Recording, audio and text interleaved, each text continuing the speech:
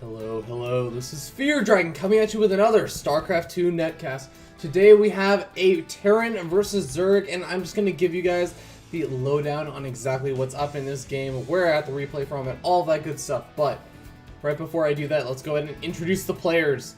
Spawning down here in the bottom right-hand corner of Entombed Valley, we have the red Zerg player representing Team Liquid. It is TLO, also known as the little one, giving that high HFGL instead of GLHF just to mix it up a little bit.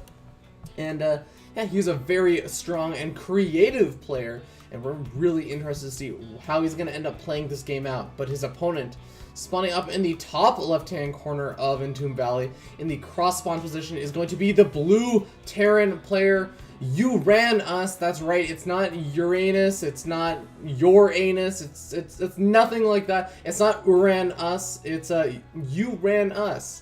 And I don't actually know anything about him. I tried to do some searches, try and see if we could find any information about him. Really not too sure who he is. It might be some other pro gamer, might just be, you know, someone that just kind of enjoys playing the game, but I assure you this is going to be a pretty spectacular game indeed. Now, of course, any game with TLO always ends up to being at least a little bit interesting. You always see some kind of a little nugget of cool creativity from him. And I'm really curious to see how uRanUs is going to play this out, as he's kind of like the wild card. We have the one that we can kind of just expect to be a little bit creative, and then we also have the person who is going to be interesting to watch just because we don't know what he's going to do. We don't know a whole lot about his playstyle or anything of the sort. Now, we do end up seeing a CC first coming out of uRanUs, who's going to feel pretty comfortable, it looks like, in being able to defend against any kind of a big aggression that TLO could be doing. But of course, it looks like, based on the fact that I believe TLO is scouting up over to the top right-hand corner and everything, I believe that this is in fact just a ladder game. I'll also say I only have one of these games played between these two players, so I'm pretty sure it's a ladder game. Not many tournaments really use a best-of-1 format, except for some of the tournaments that do involve lower league players, where they just have so many players of that level that, you know, you kind of can't finish on time unless you do that. And we do see this drone over here coming out. It's going to be scouting over to the top left-hand corner and then immediately rallying back. Oh, actually, oh no, this... Okay, so you guys saw that little green line, the little patrol line that we saw from TLO, and that's actually a really cool trick you can do. If you have a very straight path that you're going to be taking to go ahead and scout out something, and if the... oh man, it's so hard to explain. But basically, the green line, if you try and say, hey, I want this unit to go over, say, from, let's say we're going from here, or actually a better example, we'll go from here to here. If you tell a drone to go from here to here, obviously, when you tell them to go here, it'll be like a straight line, but it'll start to diverge, because it has to go around this command center, right? So basically, that also applies when it's within the fog of war, so you actually can determine whether there is a building, an opponent building, that you have not scouted already in that basically the path that you're going for. So basically, I think TLO used that to determine whether or not his opponent was up in the top left-hand corner or if he was in the bottom left-hand corner, and he saw, hey, there, my drone was getting shifted off slightly, so I know that there is in fact a building there.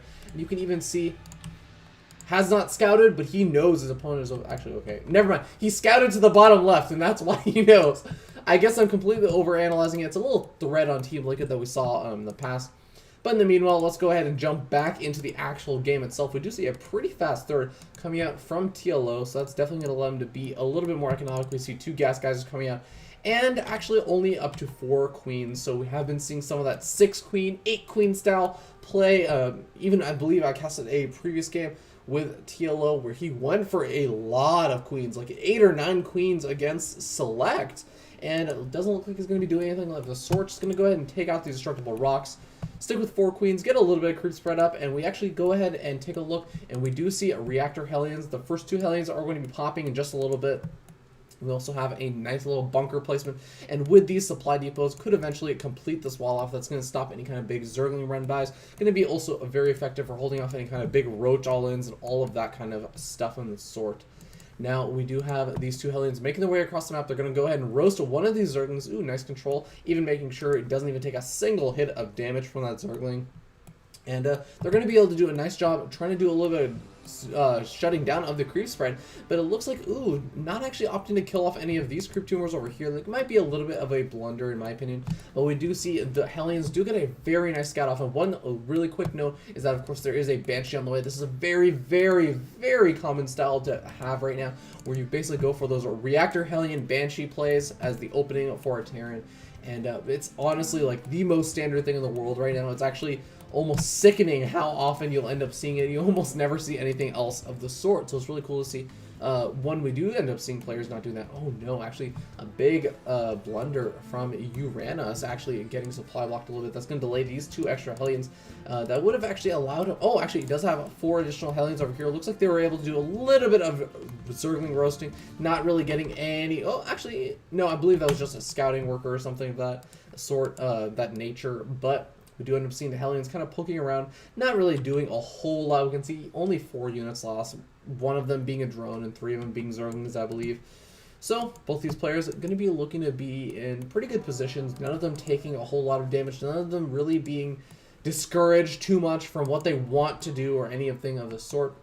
We do finally see his Banshee out, and he's actually just kind of sitting in the middle of the map, and now these Zerglings are actually running around. Now it looks like uRanUs actually got wind of this Zergling counterattack, but there are going to be supply depots over there, so he will be able to fend that off, but it doesn't matter. They're actually, the Zerglings are forced on the retreat by these Hellions, so very nice play from uRanUs. A really great zoning coming out of these players, and I really like the movements around the map. Let's go ahead and take a quick look. What exactly is TLO up to? Looks like he's getting a Baneling Nest and a Roach Warren.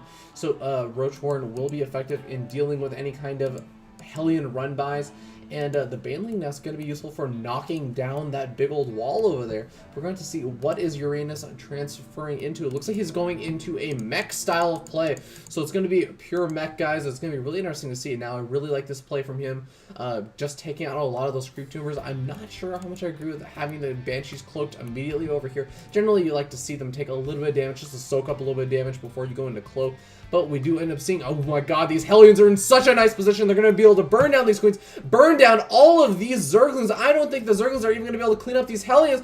And now we even see some of the drones coming under fire, and 2 additional queens coming in, but some nice splitting going down from TLO, even throwing down some spine crawlers to stop them from taking that extra damage, as Hellions do not do too well against buildings as they do in comparison to how well they do against drones. But it looks like now uRanUs going to go ahead and escape with these 3 Hellions, but he has managed to kill, you know, he only killed 6 workers, which is really not that many.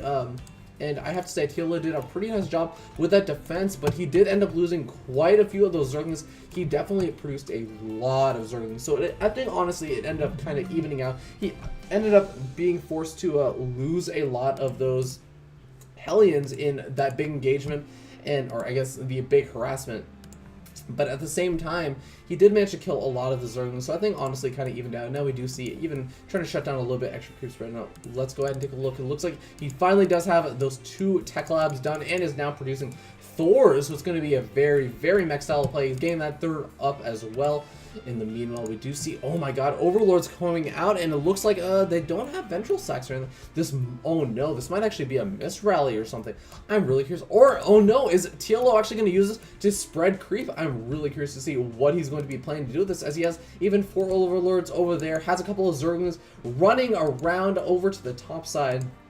Let's go ahead and take a look. What exactly is TLO up to in the main base? Let's go ahead and see. He is getting Ventral Sacks, and really curious to see what he's going to be planning to do with this. Oh no, he's running these Overlords straight in. Is he trying to fake a drop? I'm really not sure. He's definitely going to be able to force a lift off on that command center. He's not going to be able to do anything to take it out. Now we do see these Overlords trying to intimidate this command center. Maybe they'll try and spread goop on it so that the little thrusters will be blocked off and he won't be able to basically fly away anymore. But now we do actually see, oh, this is kind of a neat little play. He does now have that good old Overlord movement speed boost, so now that means that he can spend all of these Overlords over here pretty safely, knowing that his opponent is going for this mech style. That means that he's going to be very focused on siege tanks, Hellions, Banshees, and maybe a couple of Thors, but these Thors just do not have the DPS to really quickly take out all of these Overlords, so these Overlords can easily goop up this expansion and then immediately run away. I really like that play from TLO, really innovative idea and style.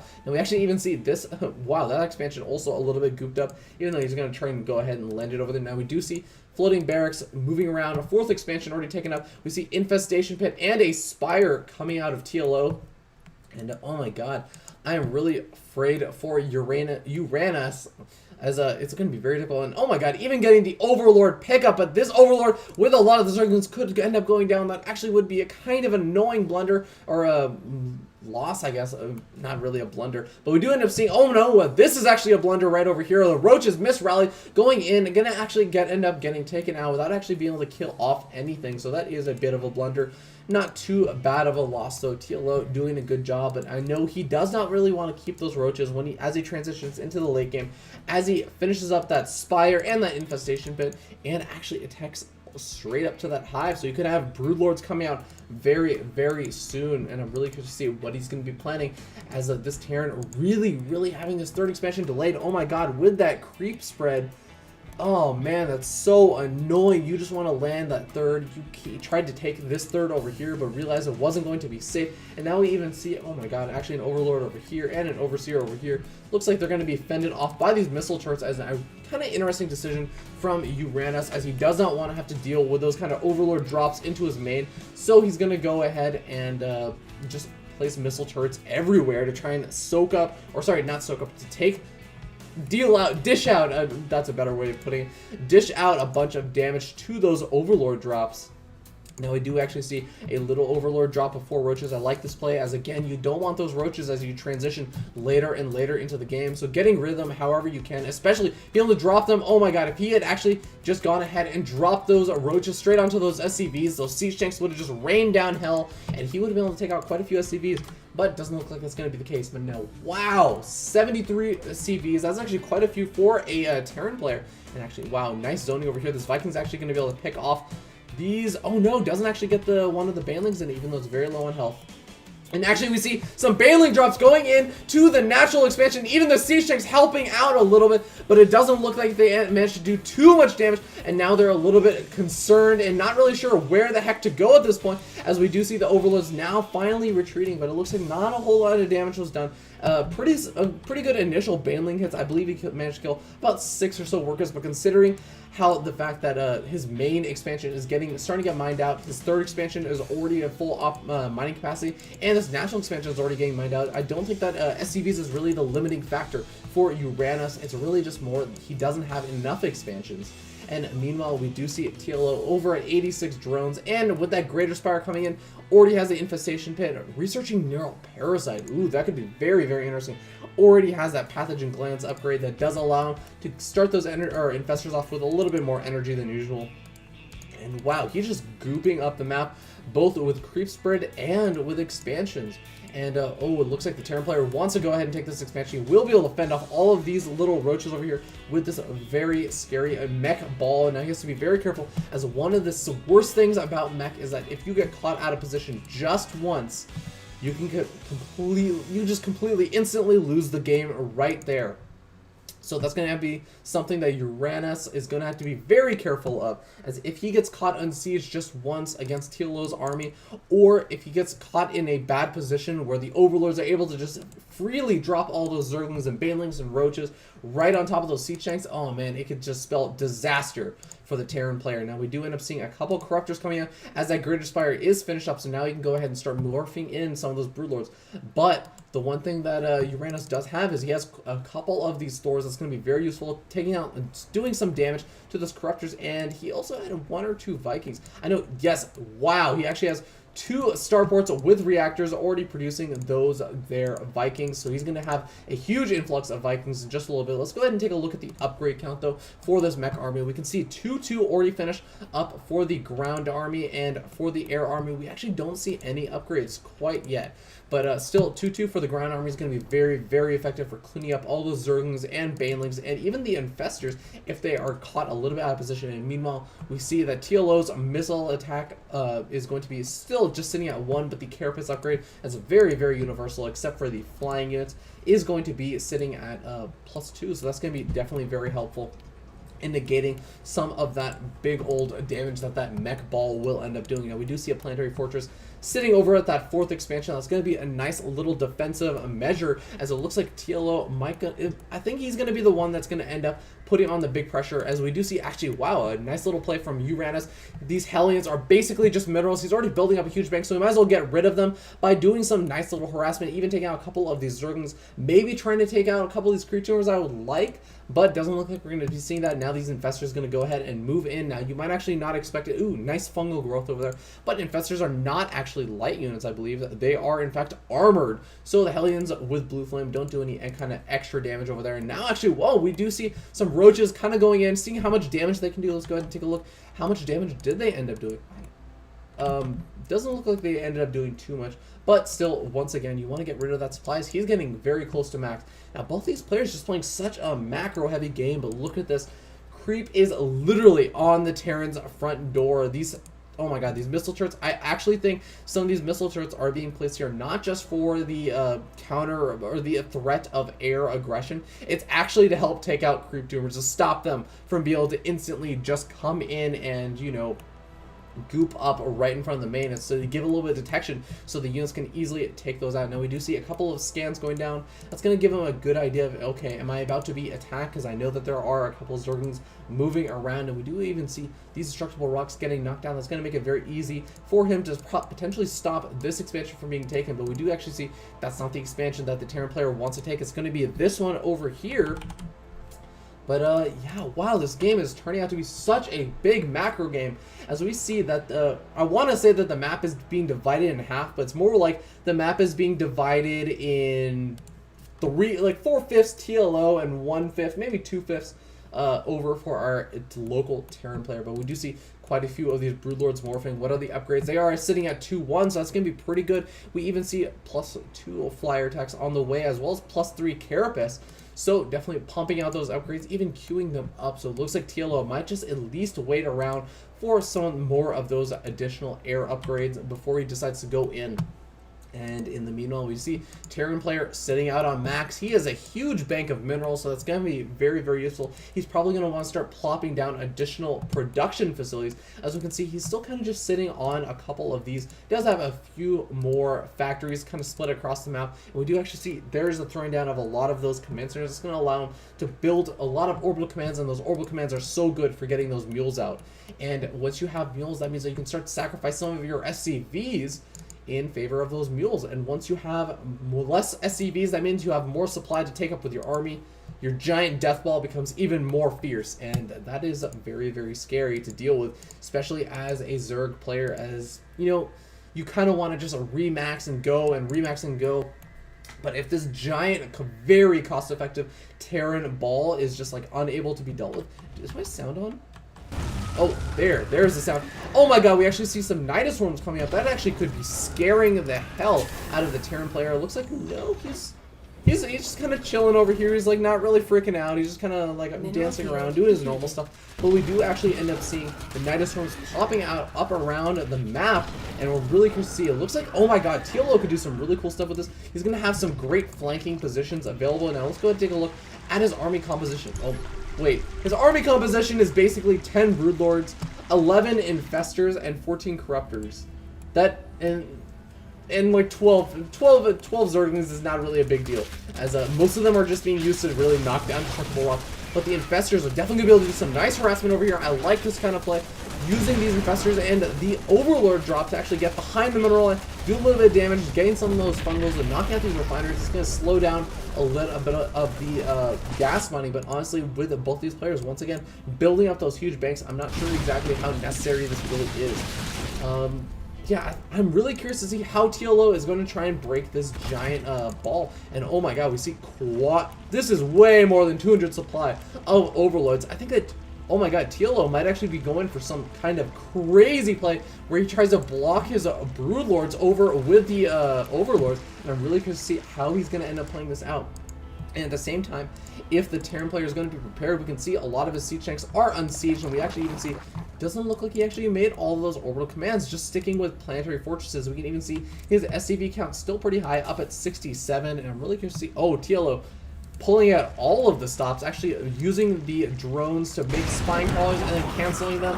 Now sitting at 209 of 200 supply. That's right, your screen is not broken. That is a 209 of 200 supply. He's broken the game. And wow, actually we see a lot of barracks coming out from our Terran player. And even, oh wow, actually a fusion core and 2 ghost academies. We might be seeing nukes here, folks. This could be really cool. Now, we do see some additional little harassment from these infestors sitting over on this side of the map, or this edge of the area, whatever you want to call it. Gonna be able to lob all those infested Terrans over, and that's gonna be so annoying. And these, oh my god, the Banshees could actually do a great job, but there it goes down the fungals. They're gonna be able to clean up these Banshees unless he's not careful, and he allows this infestor to get picked up. Going back into the Night Swarm, I really like that play, saving most of the infestors. Does end up losing a couple of them, but in the end, the Banshees do end up, for the most part, going down, and they're going to be picked off by those infested Terran. And meanwhile, on the rest of the map, we do see creep spread, creep spread, creep spread, creep spread. Oh, creep spread. And even one little creep spread. This is the biggest creep tumor of them all. Just spreading out creep a little bit further. And yeah, really curious to see what is going to be going on as both these players playing so passively, neither of them wanting to make the wrong move. But we do see, oh, here is the SCV train line. They're coming out. They're going to go ahead and see what they can do with their lives, but it looks like they're just going to go ahead and die into these little spine calls. Now, of course, this is just freeing up that supply, and, you know, that's going to allow uRanUs to max that supply out that we can see is starting to drop over here to just get a more cost-effective army. We hear, oh my god, Night Swarm's going down everywhere. And actually, let's go ahead and take a look at just like the minerals and everywhere. And it looks like TLO more or less mined out in his natural expansion and his main. Night Swarm's going down everywhere, but neither of them really popping up on the map in any kind of interesting locations. It looks like TLO's still doing kind of okay on mining. He's definitely going to be able to mine quite a bit more, as he still has all of these expansions up and can still take this one, as well as the fact that he's taking this one, so he's going to feel pretty comfortable. But unfortunately for the Terran player, he's starting to come into a bit of a precarious situation in terms of mining, just because he has almost run out of mining on his 4th. His 3rd is running very, very low. His natural expansion is basically dead. We actually see 90 minerals left on that, and his main is completely out, including on gas. In the meanwhile, he's going ahead and getting that last ground, or actually no, he actually has only started getting those ship plating, so that's going to be ship armor. It's going to be very useful for those Vikings, and eventually it sounds like the battle cruisers, yes, battle cruisers coming out. And of course, do we have Yamato cannon? Yamato cannon, where was the, here was the fusion core. Oh yeah, fusion core dance going down right there. Yes, Day9 is smiling somewhere. Probably playing Heart of the Swarm right now, but he's still smiling, I'm sure. TLO deciding with all the extra time he has, is going to go ahead and go to 222. Oh, sorry, yeah, 222 supply of 200. So he decided, hey, I've broken the game once, I can do it again. What are you going to do about it, Blizzard? And yeah, it looks like the Viking count getting pretty scary, and honestly, the 1-1 battle cruisers still could be going and getting some of those upgrades a little bit faster. As we can see, he's going for those 2-2 upgrades, and meanwhile, the bootload sitting at 3-3. Actually, I'm pretty sure that TLO is maxed out on every upgrade he can get. We can see his air is at 3-3, we can see his carapace is at 3-3, we can even see his missile attacks is at 3-3. Actually, you know what, I'm going to go ahead, since not a whole lot else is actually going on, let's go ahead and take a look. Is there any upgrades that TLO has not gotten? His evolution chambers are clean. He has gotten baneling speed. He's gotten every single infestor upgrade. He's gotten every single spire upgrade. He has gotten every single hive tech upgrade. Has he gotten adrenal glands? No, he didn't get adrenal glands. Oh no, Day9 is rolling over in his grave now. Well, I mean, you know what I mean. He's not dead, guys. But yeah, he is pretty freaking sad. But we do actually hear a nuclear missile going down somewhere. Where is it? Oh my god, there is one of them. Nuclear missile going down right over there. But unfortunately, that ghost does get picked off. Some nice little plays coming out from the Terran. Oh my god, we actually see the nuke goes down over at the something expansion, like probably the 8th expansion of TLO. Doesn't end up getting any drones though, as we can see. Still sitting heavily over 200 supply. And yeah, kind of nice play. I really like the play of uRanUs going ahead and going for those nukes, as you know, he's in a very defensive position. Once again, he doesn't really want to take a chance and go out across the map until he's feeling very, very comfortable, as if he loses his army once, it's going to take so long to get that army back, even with all of these production facilities that he has gone ahead and made. It's going to be so difficult to remax in comparison to how fast the Zerg will remax. So he has to make sure that his big engagement goes exactly how he wants it. He needs to go ahead and start 3-3, and I honestly think that this game is just going to be waiting around for that 3-3 air weapons upgrade. And in the meanwhile, one thing I would actually like to see him start to do is maybe move out with just a couple of Hellions or something, and just go ahead and start clearing up some of his creep tumors, as that's going to be very, very important for him to do. You can even see, oh, actually, I really like this play from TLO. Now finally moving on his harassment to Broodlords, and now with those Broodlords, and actually a lot of Queens are going to be able to transfuse those Broodlords without any issues, be able to deal with those Vikings. But we do see the siege tanks, actually, wow, that's a ridiculous range in the siege tanks. But now we do actually see a huge fungal growth going down on a lot of those Vikings, even though those Vikings will easily be able to be reproduced. Just doing all this harassment, playing with your opponent's mind and just making them even more and more frustrated, using those queens for the transfuse. And wow, a really nice play from TLO. Does actually end up getting unmaxed, so he's gonna have to go ahead and play that little spine crawler trick once again. Actually, we're going to be hitting a very, very interesting point as both of these players start to get into this insane, I guess, 5-digit? 1, 2, 3, I can count 5-digit minerals and gas, and that's going to be the fact that even the Zerg player is going to be able to sacrifice a lot of those drones in favor of army supply. So we don't often see a Zerg player sitting on a real 200 supply army, but in this situation with this large of a bank, you really just don't need to mine anymore at all. And now we even see the planetary fortresses happily massacring the drones deciding their life was in vain. But actually, you know, I really would have actually preferred if TLO was throwing down spine crawlers. That would have been a much more effective as a defensive measure, especially in that big engagement, considering how good his creep spread is. We do actually see some ghosts. Where are the ghosts? Here's one ghost. Oh my god, he's actually able to kill all of these drones, and actually even getting the Nidus Swarm. Bet you didn't know that Nidus Swarms got one-shotted by a nuclear missile. And wow. It's come to the point where both these players are so maxed out in their bank that they're actually just going to start he's actually just going to start nuking creep tumors and maybe potentially getting a drone. Does he get the drone? Nope. Just getting a couple of creep tumors. So I guess I'll take that in favor of you know, instead of really going around with Hellion and clear out creep tumors, we're just going to clear creep tumors with nuclear freaking missiles. Now, once again, we do see this little harassment going on. Pretty much the only real big engagements that are going on around the map. And of course, we do see that ghost cleared up by this insane number of broodlings. Sorry, not broodlords. But yeah, in the meanwhile, Corruptor's actually taking out the entirety of the Viking count. So that's going to be a nice win. For TLO is going to be able to rain fire with a single Broodlord. And of course, the single Broodlord is not going to do a whole lot, as all he can really... Oh, actually, no. With this tank fire, actually, with the tank siege, he's going to be able to do some good damage to these SCVs. Now, of course, once again, when you have this large of a bank, I'm not sure how much it actually matters. But of course, we're just waiting to see when exactly uRanUs is going to be completely maxed out. As we see +3, oh my god, +3 air weapons and armor have not actually started, so that could be a huge blunder from uRanUs if TLO does decide to finally move in with some kind of big attack. When are you going to do it, TLO? When are you going to do it? As we see, both these players sitting on just around 30 of each of those workers. And now we actually see the players finally discussing, asking, how large is your bank? Well, I'm sitting on a 12k bank. I want to get both of my, all of my drones through college. And, you know, I need to make sure that they have enough money to support themselves. They need to retire. You know, retire to a nice life from the spine crawlers. Now we even see some SCVs doing a little bit of aggression on the spine crawlers. How many spine crawlers does it take to kill a group of SCVs? Well, actually, it's apparently 3. And yeah, we see additional infestors popping out. So it looks like as these players might just kind of be messing around with the army compositions as well, trying to get a good scout off to see how large is my army or opponent's air composition.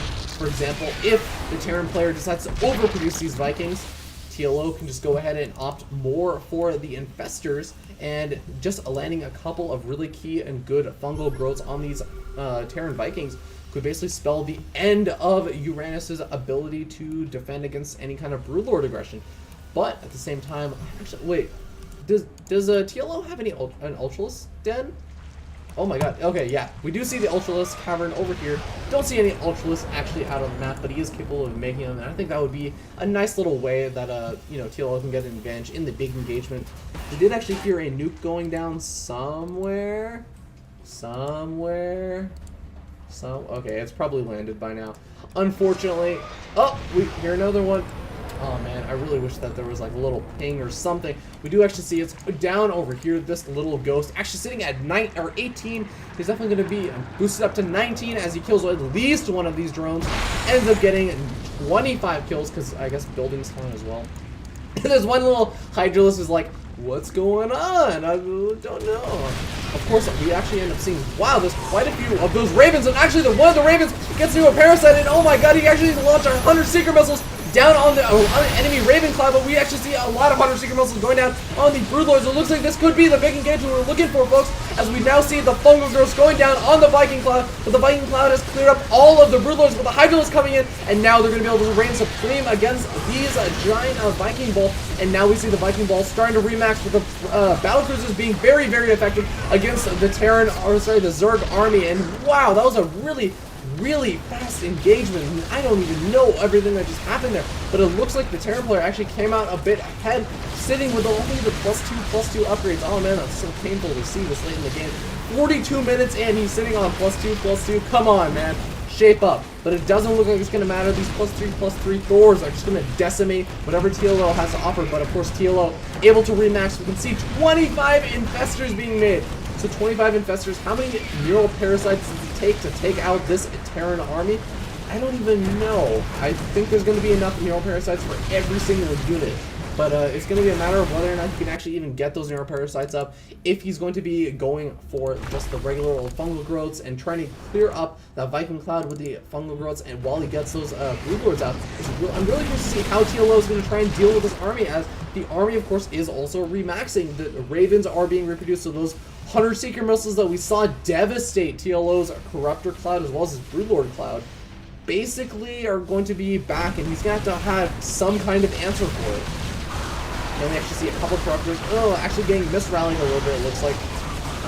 But we do end up seeing some point defense drones, a nice little play. They're going to be able to stop a lot of those Broodlords from coming out. We see a lot of infested Terrans being logged down, and I'm really curious to see how much damage are they going to be able to do. They're doing a good amount of damage, actually, and it looks like it's actually going to stop the Terran player from being able to advance out for just a little bit. But in the meanwhile, we see actually TLO really on the retreat, and with these Hydralisks, you have to remember that Hydralisks is not really the most effective things once they are actually getting target fire down, especially with that many siege tanks that it looks like uRanUs had. I think he ended up losing quite a few of those siege tanks, but still ends up actually having quite enough to really make a difference and be able to target fire a lot down those Hydralisks.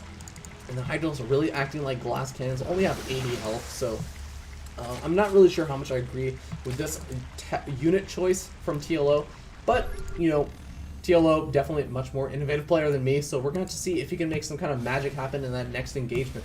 We do see, again, a couple more Ravens being reproduced, and they're starting to build up that energy. They're going to be able to launch those Seeker missiles. We actually see a Nidus Swarm coming out over here. It's going to be able to make it a little bit easier for TLO to apparently spread creep, I suppose. This is a really cute play to be able to do. But oh my god, look at the bank of TLO. He's actually running very, very low on minerals, and actually now he's even having to re-expand over here to try and get some of those minerals back, and actually might even end up trying to re-expand over here or over here just to get some additional minerals, as he's gonna have a hard time remaxing next time. He has a bunch of gas saved up, but of course the Terran player on the opposite end of everything, only making all those Ravens, those Battlecruisers, those Thors, so gas intensive. He's sitting on a bank of close to 7,000 minerals, but only 60 gas. And actually, oh my god, I think these are the only 2 gas geysers that he was trying to mine from anymore. Yeah. Everywhere else he's mined out. So it looks like that's actually going to key him in.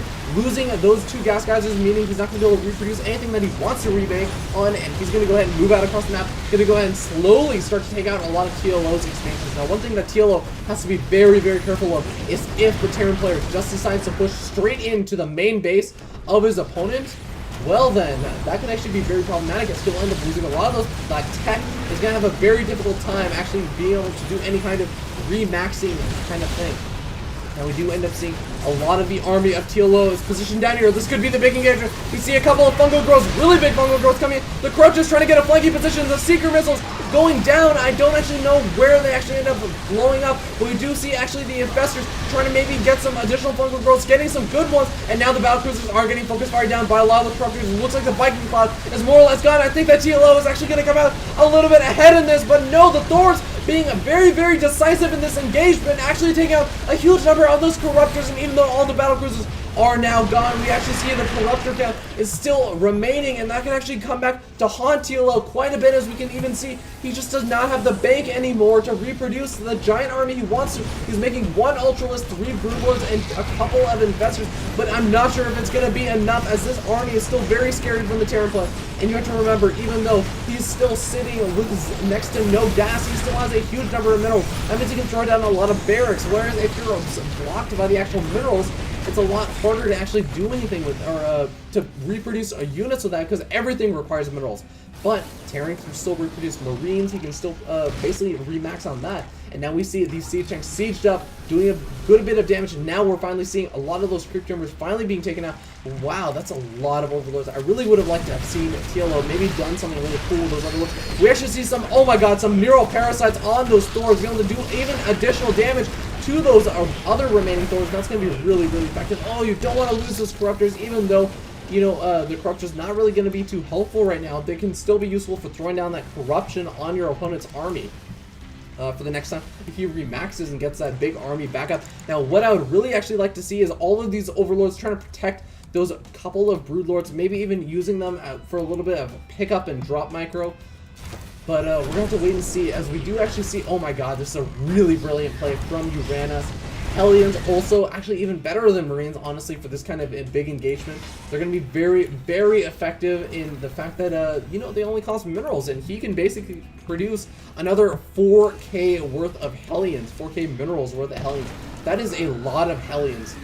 And we actually, oh my god, we actually see a Nidus Swarm coming down, the only remaining quasi-mining expansion of the Terran player. But these Hellions are easily going to be able to actually burn up this Nidus Swarm. Now, as long as there's nothing else happening on the map, you guys get to see the wonderful animation that Blizzard added for a burning down Nidus Swarm. I always found it really cool.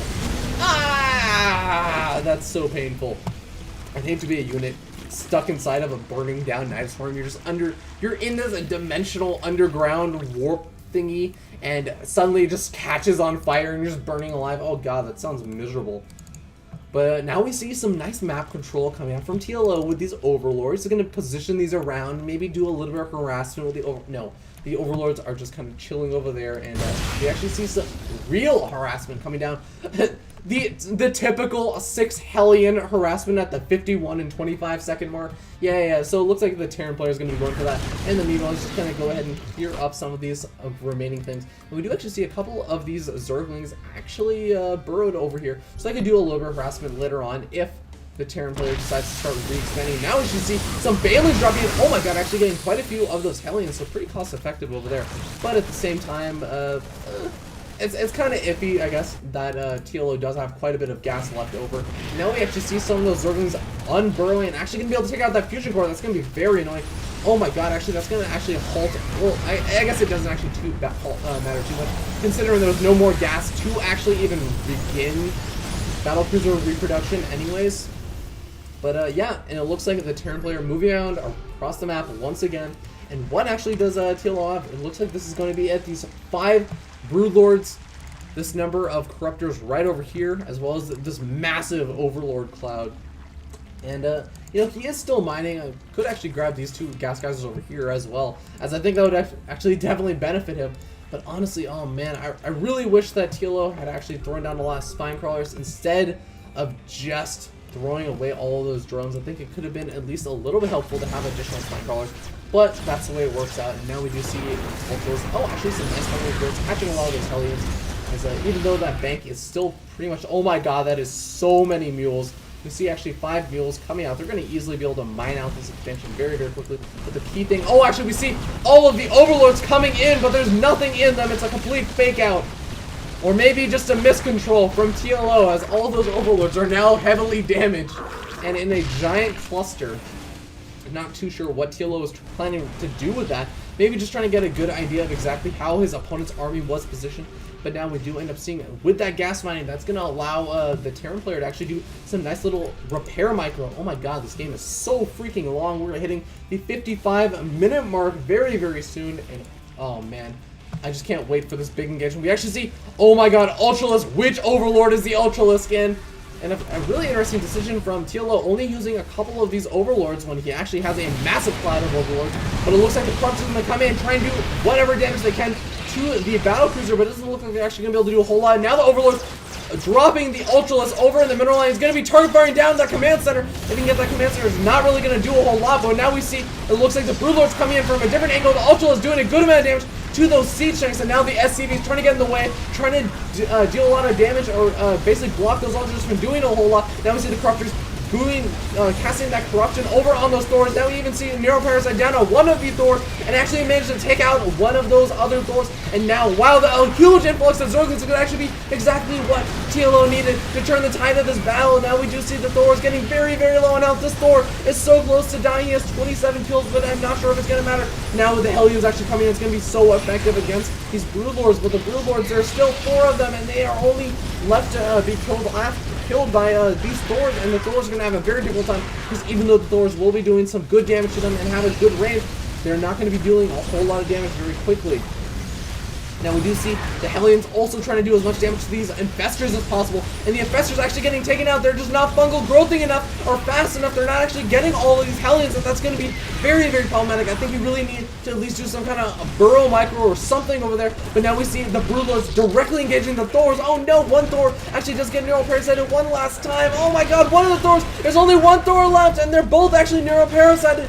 Now one of these Thors is actually going to go down. These Broodlords might actually reign supreme. If TLO can actually clean up this army with just these 2 Broodlords, he can actually take this game. He's shut down all the mining. That means there's no more gas. And what does the Terran player have? He has no more minerals either. Oh my god.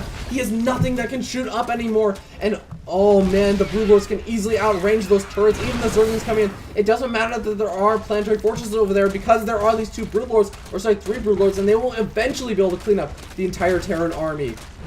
Wow, I think we actually just saw TLO just win that game, but we actually, oh my god, it doesn't look like the Terran player is ready to give up. He's going to come in with a huge number of Hellions. Have you ever seen Hellions meltdown Sprang Colors? We might actually end up seeing that in just a little bit. We actually see now these Hellions trying to take out this hatchery, not something you see every day. But of course, the drones safely lifted off into these Overlords, and actually has enough money for 2 additional expansions. Excuse me. They're going to feel pretty safe. Now this Ultralisk trying to come in and do as much damage to these Hellions, but I'm actually really curious of this. How many Hellions will this Ultralisk kill before he actually gets knocked down? He's sitting on 5-3 upgrades. He's doing a massive amount of damage, and oh my god, I think he's actually going to be able to clean up almost all, with the fungal growth, he's definitely going to be able to clean up all of these Hellions. We don't, unfortunately, get to see the awesome animation of an Ultralisk running down. Now we see the drones unloading from those Overlords. A really nice play from TLO. And oh man, this Terran is starved. He's trying to think of a way to find a way to mine, but it looks like he might be tossing in the towel just a little bit. We can even see him saying, TLO, TLO, what are you doing? No, those are my barracks. Very good. Oh man, TLO, I have to say, well, there is the GG. Thank you so much for tuning in. Jeez, that was a 58 minute, 56 second game, and really got to see some really cool stuff from both these players. Wow, actually, especially from TLO, being able to do a lot of those kind of lift ups with those Overlords, doing the drops over, and lobbing infested Terrans over. That insane creep spread, Nidus networking everywhere. Actually, Nidus networking and then dropping creep tumors just to increase creep spread when you have a ginormous bank. Oh my god, that was a really insane game. A little bit slow paced at times, but hopefully you guys did enjoy it. Oh man, okay, so hopefully you guys enjoyed that video and the commentary and incapacity whatsoever, in which case, if you did, please go ahead and click the subscribe button and like. It definitely helps me out. And also leave a comment below, let me know any of your thoughts on my commentary, or anything you'd like to see improved on, or anything of the sort. And yeah, you can submit your replays that you want casted to feardragon64@gmail.com. I have a Twitch TV account where I'm actually going to be doing a show match between, I believe, oh god, it's like RIPZs. I know they're also known as like the Z team. It's going to be a clan match between them as well as Team Clamazon. That is, in fact, actually a bunch of people that live at, or not live, but they don't live at Amazon, but they certainly do work there. No, don't worry, they're not that much of a workaholics. But they're actually going to be facing off, and I believe that's going to be on Sunday at 1 p.m. Pacific. I'm pretty sure that's the time, so you can go ahead and tune into that at twitch.tv/FearDragon64. Balance Battle is going to be starting up not this coming Sunday, but the following Sunday. I don't actually know what the date is, and I don't really have a calendar in front of me. But that's pretty much going to be it, so thank you so much for tuning in, and I will see you guys next time.